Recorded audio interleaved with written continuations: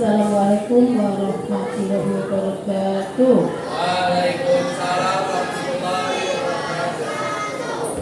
Alhamdulillah yang telah memberikan kita rahmat, taufik dan hidayahnya, sehingga kita semua yang ke-1446 Hijriah. Salawat dan salam semoga Allah SWT yang telah mengantarkan kita semua ke dalam dunia yang terbuai yang tak pernah padam, yakni adalah Islam. Pada yang terhormat tamu undangan Bapak Rofik SPD dan tepat ya Ibu Suhaida dan juga Ibu Lisa.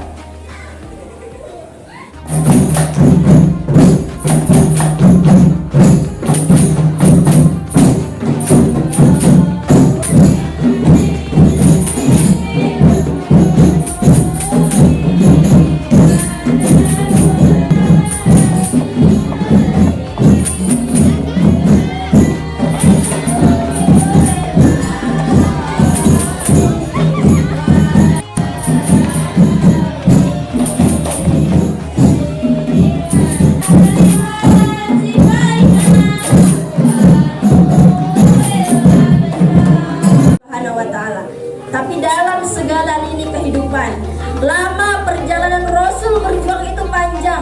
Tidak mungkin semua bisa kita bahas dalam waktu yang singkat. Maka ini waktunya singkat. Kita mengenal Rasul setahun sekali.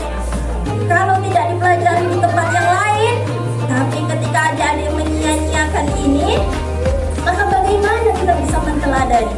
Kalau kita tidak mempelajari, kita tidak punya ilmunya.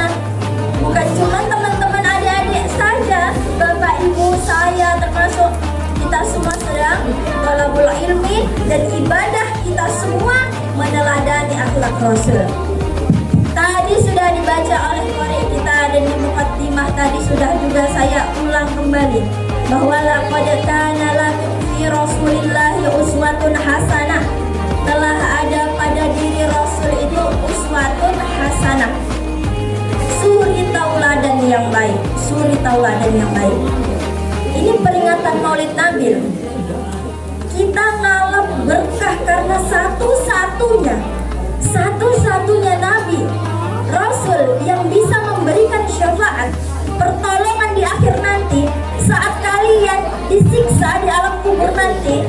Karena selama di sekolah ini membantah bapak ibu guru, karena selama belajar main-main, karena selama ini melawan orang tua, di akhirat nanti siapa yang bisa menolong? Hanya syafaat Nabi Muhammad Sallallahu Alaihi Wasallam.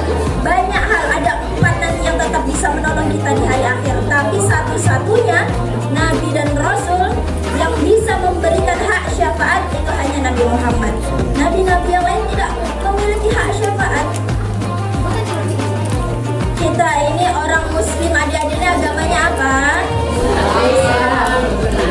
Kalau kita bicara peringatan Maulid, yang pertama kali mendapatkan berkah Maulid itu justru adalah Abu Lahab. Abu Lahab itu ketika Nabi Muhammad lahir, Abu Lahab berbahagia, senang. Kemudian pada kelahiran Rasul itu, Abu Lahab membebaskan budaknya yang bernama Suwaibah.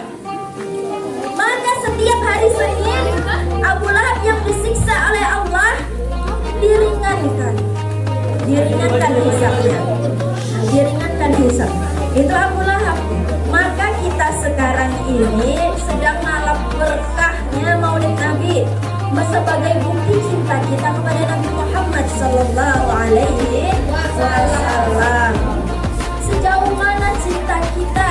Terkadang kalau tidak Maulid Nabi, kita tidak berniat untuk mempelajari bagaimana sikap Nabi, bagaimana perjalanan hidup Nabi Sallallahu. Sekarang ini memperingati kelahirannya, kita tadi membaca sholawat, ya walaupun gimana kita dengar tapi sosial, maka Allah akan membalas kepada kita 10 salawat, 10 kebaikan. Nah, kadang-kadang kalau nggak acara malaikat tahu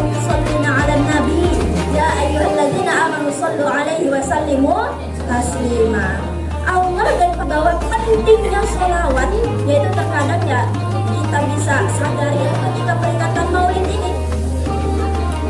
Kalau hanya sekedar pengetahuan Bapak Ibu, adik-adik, kita tidak perlu yang ada namanya pengajian.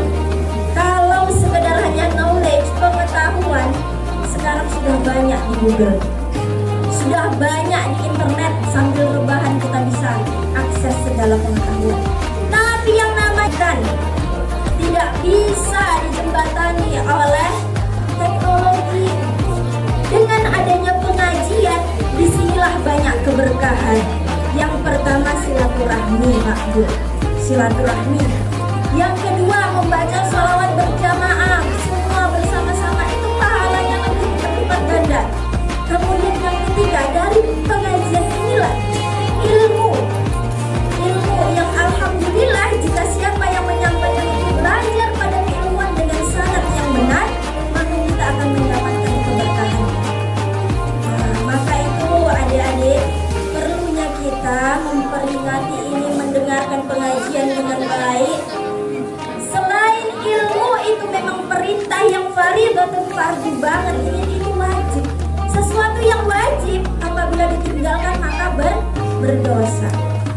Nah, semoga, saya yakin semoga kita semua yang hadir di sini, insya Allah kelak semua kita sama-sama berdoa semoga kita diakui menjadi umat Nabi Muhammad Sallallahu Alaihi Wasallam. Ya, maka harusnya kita bersama-sama meneladani anak-anak yang selamatkan orang tua nanti di akhirat. Punya, kalau punya cita-cita menyelamatkan orang tua di akhirat, bagaimana jadi anak yang soleh ketika pengajian tapi tidak mau mendengarkan keras hati? Bolak-balik Bapak Ibu menasihati, Bapak Ibu gurunya menasihati, nak, jangan berisik, kita dengarkan sambutan kepala sekolah, tetap mau mendengar. Maka kita bisa lihat nih sekarang, kalau yang berisik itu bukan anak soleh dah. Nah, kita lihat aja nih, bisa kelihatan nih. Nah, maka hadirin yang dimuliakan Allah Subhanahu wa Ta'ala, kita kembali peringatan Maulid ini, kita membuka lembar sejarah Rasul. Kita ceritakan sedikit demi sedikit bagaimana perjuangan Rasul. Maka dengan kita, Bapak Ibu, adik-adik semua yang sudah maksum, dijaga dari kesalahan, yang sudah pasti masuk surganya Allah, tapi masih mau berjuang sampai titik darah penghabisan untuk memperjuangkan agama Allah. Ini yang sudah dijamin masuk surga, masih mau dilempari batu oleh orang-orang kafir, masih mau menerima hinaan, dibilang apa, penyihir, difitnah macam-macam, dilempari batu, diludahi. Itu Rasul. Nah, kita hanya berjuang dengan ilmu kita. Dulu enak kita di sekolah tentang dakwah Rasul, sampai akhirnya Rasul meninggalkan tempat itu.